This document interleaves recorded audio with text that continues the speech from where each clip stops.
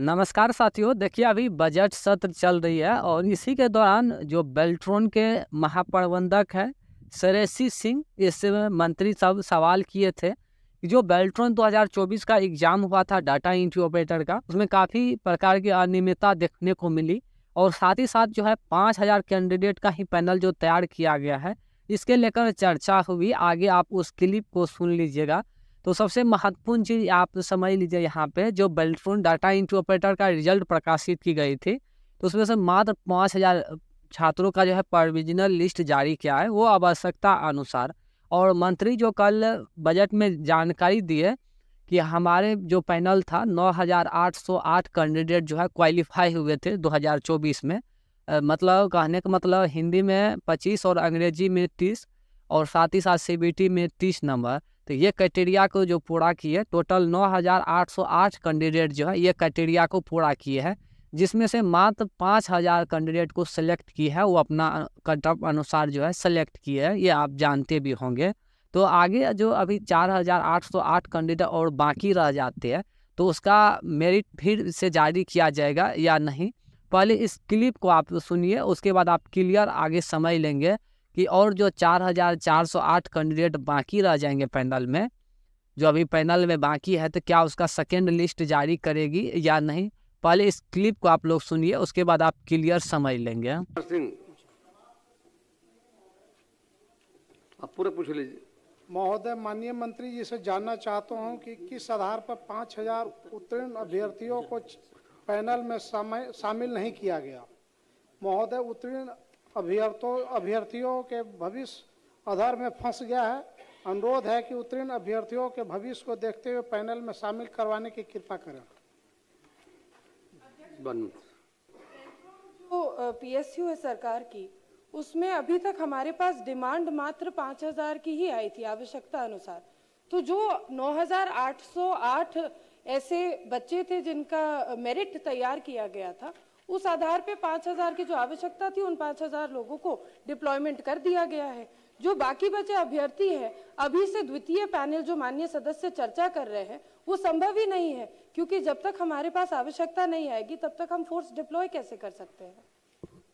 मतलब जो श्रेयसी सिंह जो है आईटी मिनिस्टर, इसका कहना है कि जो 2024 में क्वालिफाई किया गया था, 9,808 कैंडिडेट क्वालिफाई किए गए, जिसमें से हम 5,000 कैंडिडेट को डी एम्प्लॉयड कर दिए, मतलब 5,000 कैंडिडेट को हम पैनल तैयार कर दिए। तो बाकी जो अभी और 4,808 कैंडिडेट बच जाती है, तो ये भी कहे है कि यहाँ पे आवश्यकता अनुसार जो है उसको हम पैनल में लेंगे आगे। कहने का मतलब अगर 5,000 कैंडिडेट का ज्वाइनिंग हो जाती है जल्द से जल्द, तो उसके बाद जो है बाकी अगर किन्हीं विभाग से अधिसूचना जाती है, तब जो अभी 4,808 और है, तो सेकेंड लिस्ट जो है आप लोग को उस समय पे जो है जारी कर सकती है, ये इसका कहना है। ठीक है, बाकी इस पे आप क्या कहना चाहेंगे कमेंट सेक्शन में अवश्य जानकारी दीजिएगा।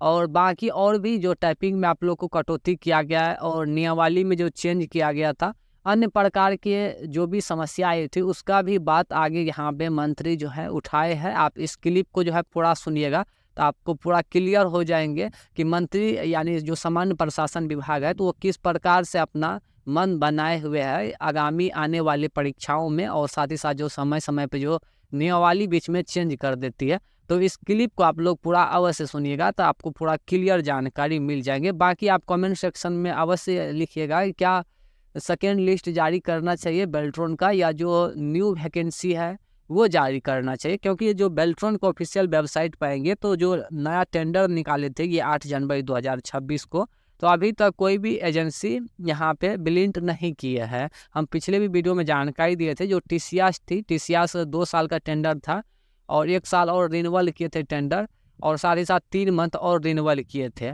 इसके बारे में हम पिछले भी वीडियो में जानकारी दिए थे, और बेल्ट्रॉन ने ये साफ कर दिया है कि अभी कोई भी शेड्यूल नहीं है जो बेल्ट्रॉन को आगामी टेंडर देंगे। ठीक है, तो अभी तक बेल्ट्रॉन को कोई भी टेंडर नहीं मिला है सीबीटी एग्ज़ाम कंडक्ट करवाने के लिए।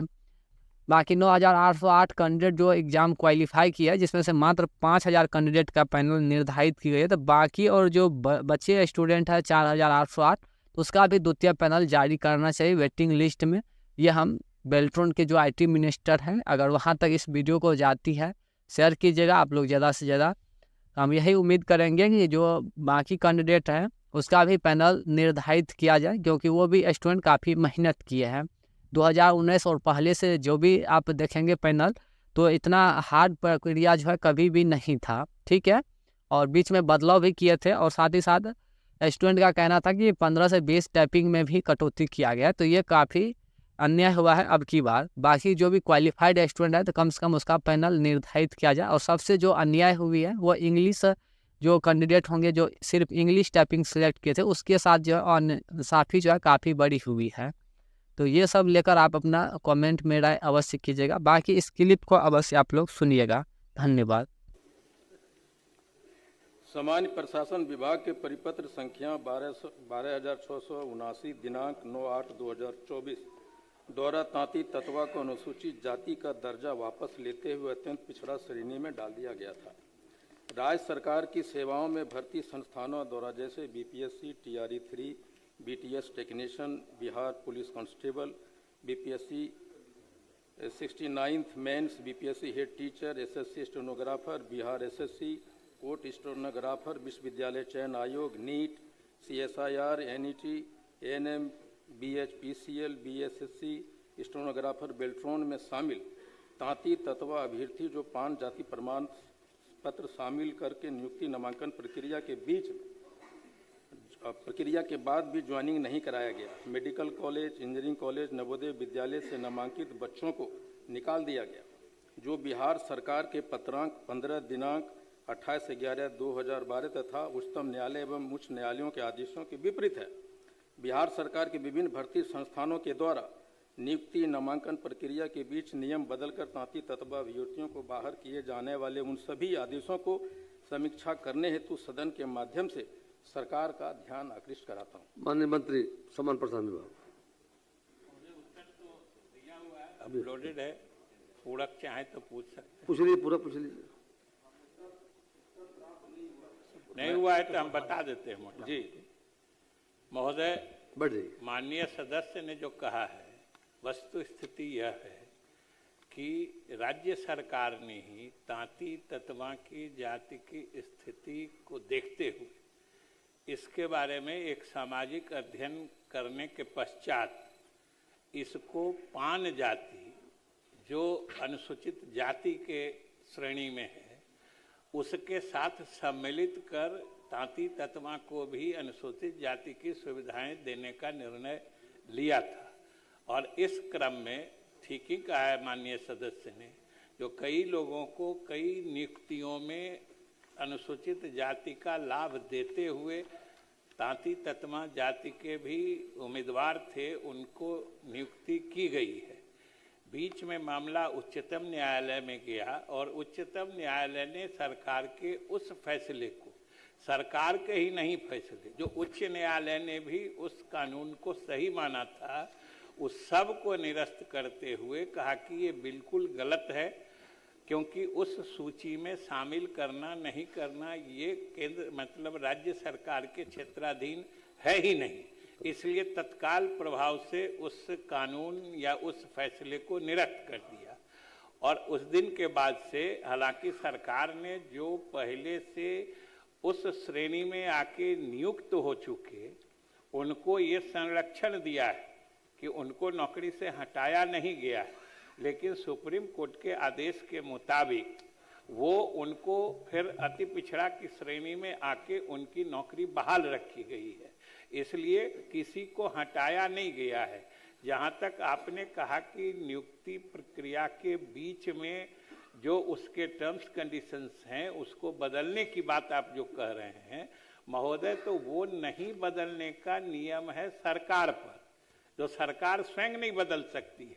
एक बार नियुक्ति की प्रक्रिया जो हमने विज्ञापित करती है उसमें बीच में हम अपने मन से कोई परिवर्तन नहीं कर सकते, ये न्यायालय का आदेश है। लेकिन इसमें तो उच्चतम न्यायालय ने ही आदेश दे दिया कि हमने जो विज्ञापन किया, जो श्रेणियां बनाई जातियों के हिसाब से अनुसूचित जाति या अति पिछड़े जाति के, उसी को निरस्त कर दिया।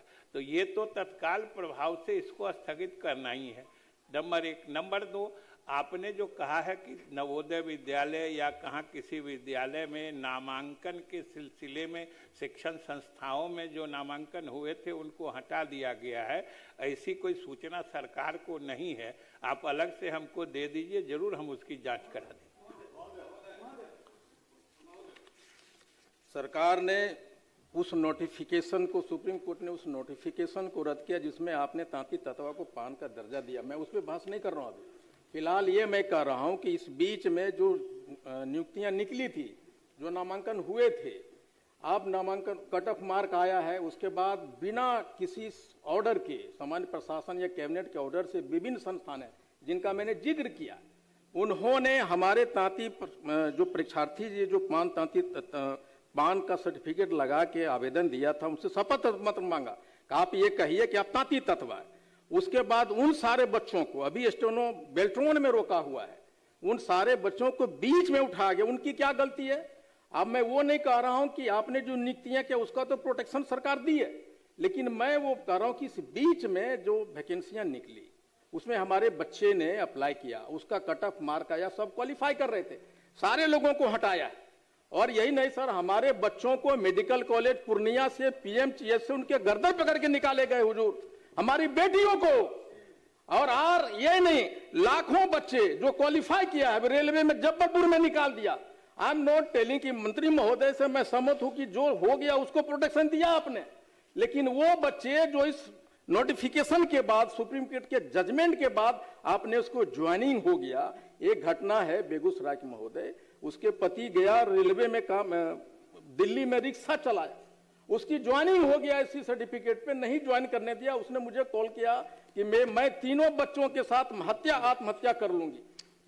मेरा क्वेश्चन ये है कि आखिर सरकार इस प्रक्रिया के बीच में, जो सुप्रीम कोर्ट का आदेश है कि प्रक्रिया के बीच में आप नियम को नहीं बदल सकते, ये जो जितने नियुक्ति संस्थान हैं, कांस्टेबल है, एएनएम है, टीआरई 3 है, ये सारे लोगों ने आखिर तांती तत्वा जो पान के सर्टिफिकेट पे अप्लाई किए थे, उसको आप कैसे रोक सकते हैं, कैसे ज्वाइनिंग नहीं दे सकते हैं? बेल्ट्रोन में 60-65 लड़का अभी भी रुका हुआ, अभी इलेक्ट्रिक डिपार्टमेंट में आया कि आपको निकाल दिया जाएगा, ना आप सेसी है ना तत्वा है, कुछ भी नहीं है।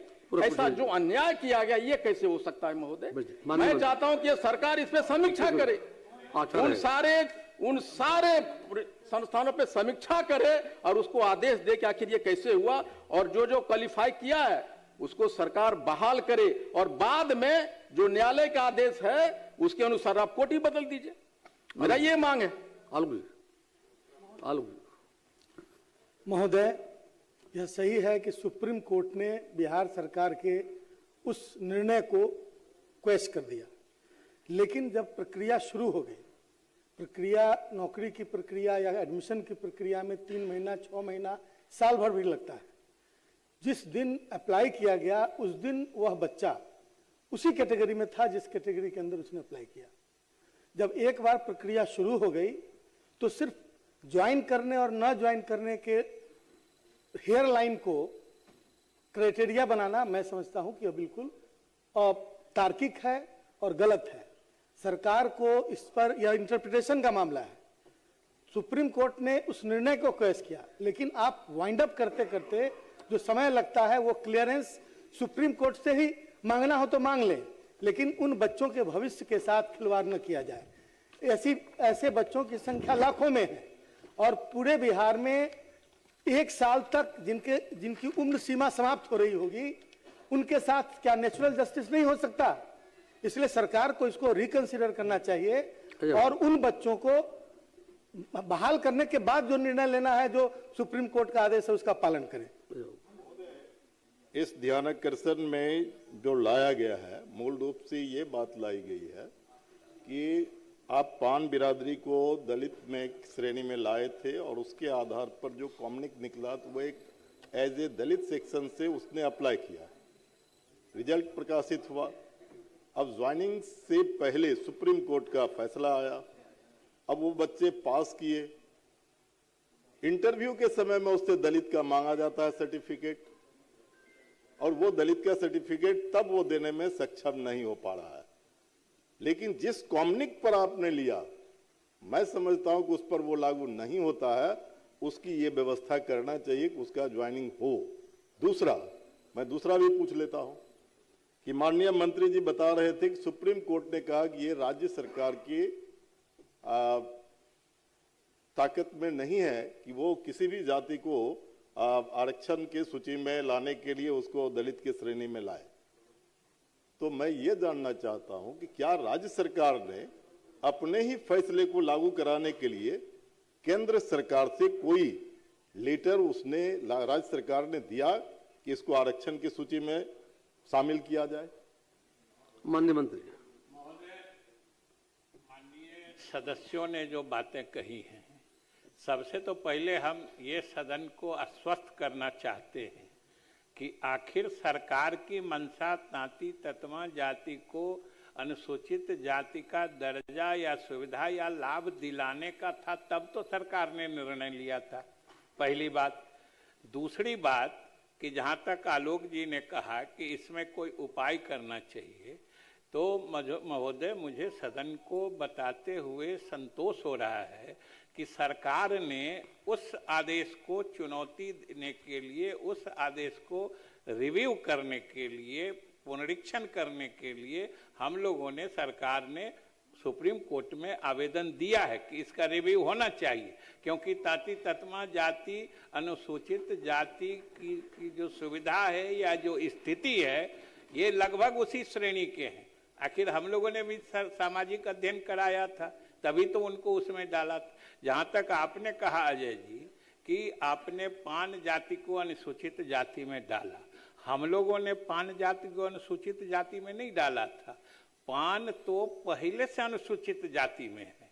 हम लोगों ने सिर्फ तांती ततवा को पान जाति के ही उपजाति के रूप में उसी वर्ग में सम्मिलित करा के इनको दिया था, क्योंकि हम अनुसूचित जाति के सूची से को हेरफेर नहीं कर सकते हैं।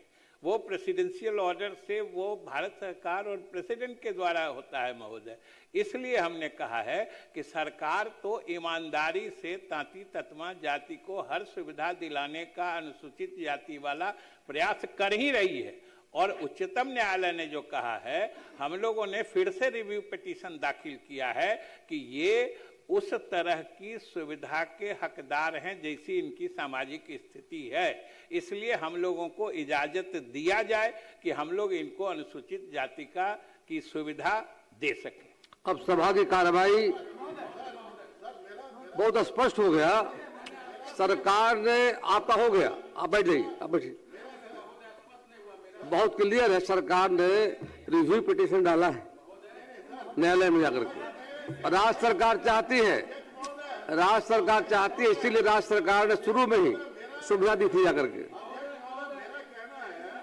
मेरा सिर्फ ये कहना है कि ततमा बिरादरी को आरक्षण की सूची में लाने के लिए क्या राज्य सरकार ने 9वीं अनुसूची में शामिल करने के लिए केंद्र सरकार को कोई पत्र अभी तक दिया कि नहीं, वो अलग विषय है। बारे में कई बार इस सदन में हमने कहा है कि चाहे आरक्षण की सीमा जो हम लोगों ने बढ़ाई थी जाति आधारित गणना कराने के बाद अलग अलग श्रेणियों के, या इसको ताती ततवा को मतलब पिछड़े अत्यंत पिछड़ी जाति से अनुसूचित जाति में शामिल कराने की बात है। जब हम लोगों ने जो निर्णय लिया, जो कानून बनाया था आरक्षण की सीमा बढ़ाने का, जब वो कानून ही निरस्त हो गया तो 9वीं सूची में कौन चीज शामिल होगा? आप कम से कम ये समझिए कि 9वीं अनुसूची में कानून जो बना रहता है उसको शामिल किया जाता है जुडिशियल रिव्यू से सुरक्षित करने के लिए। जो कानून ही आज की तिथि में वो कानून ही नहीं एग्जिस्ट करता है, तो 9वीं अनुसूची में किसको डालेगा? ये समझना चाहिए। और इतना महोदय मैं सदन को आश्वस्त करता हूं कि तांती ततमा जाति के लिए सरकार पूरी तरीके से गंभीर है, उनकी विपन्न स्थिति को देखते हुए कि उनको अनुसूचित जाति की सुविधा उस श्रेणी में डाल के मिले। इसके लिए हम लोगों ने उच्चतम न्यायालय में रिव्यू पिटीशन भी डाला है और सरकार ईमानदारी से चाहती है। बहुत स्पष्ट क्लियर हो गया। सही बात है। और मैं अरे भैया आप समझ में नहीं करते हैं, बीच में बोलते हैं, हमारी बात कुछ और है, सरकार की बात कुछ और दे रही है, आप बीच में टपक जा रहे हैं, आपको कुछ भी नहीं पता इसके बारे में। चर्चा मत कीजिए मैं कह रहा हूं कि जो सरकार की चिंता है आपको इसे बोले जा रहे हैं, आपको कुछ नहीं पता। मैं कह रहा हूं कि जो रिव्यू पिटीशन जो सरकार डाली है, प्लीज बैठ जाइए, रिव्यू पिटीशन जो सरकार डाली है, मेरे ध्यानाकर्षण से उसमें कोई संबंध नहीं है। वो जो मैं जानता हूं कि सरकार चिंतित है। माननीय मुख्यमंत्री जी ने 1969 में सदन में आवाज उठाया तांती तत्व आकर्षण देने के लिए। हमारी माननीय मंत्री जी से व्यक्तिगत बात हुई, हमारी सरकार के मंशा पे बाउट मैं नहीं कर रहा हूं। मैं कह रहा हूं कि नियुक्तियों के बीच में, नामांकन के बीच में हमारे जो बच्चे विभिन्न भर्ती संस्थाओं में अप्लाई किए थे, उसको जो आपने बीच में निकाला है, ज्वाइनिंग होने के बाद, ज्वाइनिंग लेटर निकलने के बाद आपने ज्वाइनिंग नहीं दिया, डॉक्यूमेंट वेरिफिकेशन के समय आपने उसको निकाला है। मैं उसकी बात करता हूं कि सरकार उस पर समीक्षा करे कि क्या उस ऑर्डर के लिए सामान्य प्रशासन ने जो विभिन्न संस्थाओं ने अपने मन से बदल दिया या हमारे बच्चों से शपथ पत्र मांगा, वो किस आधार पर मारा? क्योंकि सामान्य प्रशासन ने कोई लेटर इशू नहीं किया। उस नोटिफिकेशन में जब नोटिफिकेशन जारी की सरकार को पुनः स्थापित करने के लिए तांती तत्वा को अति पिछड़ा में, तो उसमें यह कहा कि जो पहले से नौकरी हो गया उसका कोड ही बदलिए।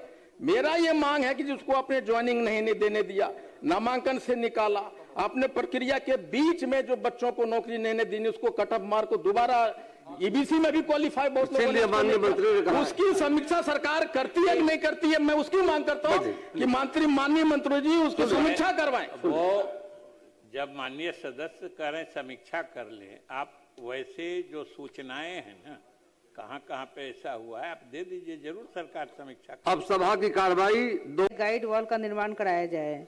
संदीप सौरभ। माननीय अध्यक्ष महोदय, वर्ष 2012-13 में विज्ञापित पदों पर पात्रता परीक्षा और ट्रेनिंग के उपरांत पैनल से बहाल सांख्यिकी स्वयंसेवकों से सांख्यिकी, गणना और सर्वेक्षण संबंधी विभिन्न कार्य सफलतापूर्वक लेने के बाद 2016 में अचानक सरकार द्वारा पैनल को रद्द कर उन्हें बेरोजगार कर दिया गया। सरकार से सभी मान्यता प्राप्त सांख्यिकी स्वयंसेवकों की तत्काल पुनर्बहाली